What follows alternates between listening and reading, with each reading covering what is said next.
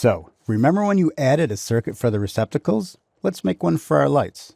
Jump into Revit. In the project browser, I am under Electrical, Lighting, Ceiling Plans, and I am currently in level 1. Now, remember, we had to add a special panel that's going to accept the 277 volts. Let's go into one of our lighting fixtures. Select either of these two lighting fixtures in our ceiling. Notice, because it's a lighting fixture, we can create a power and a switch circuit. Let's click Power.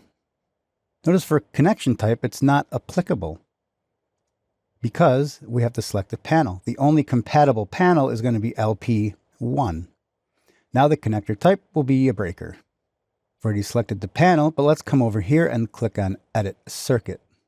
Hold down your Control key. Notice that there's a little plus sign next to your cursor. So we can select this lighting fixture.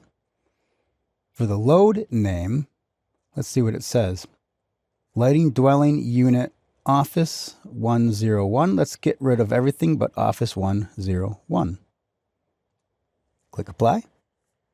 That's so easy. Click Finish Editing Circuit.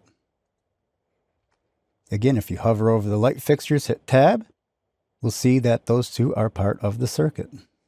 Hit Escape a couple times. Now, if you select one of your lighting fixtures, and we scroll down, panel LP1, circuit number is 1.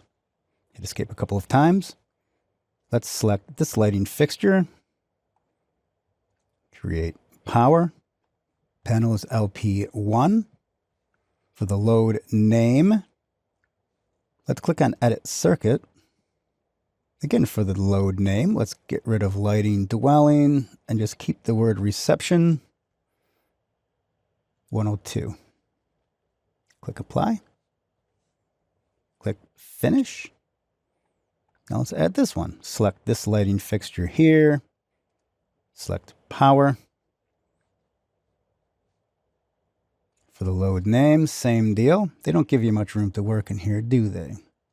So we'll just keep it as Storage 103. Click Apply. What I'd like to do now is let's come down here and find our lighting panel. Select it. Click Create Panel Schedules. Let's use Default Template. Now we should have 3 circuits on this panel. There you go. That's how you create a lighting circuit.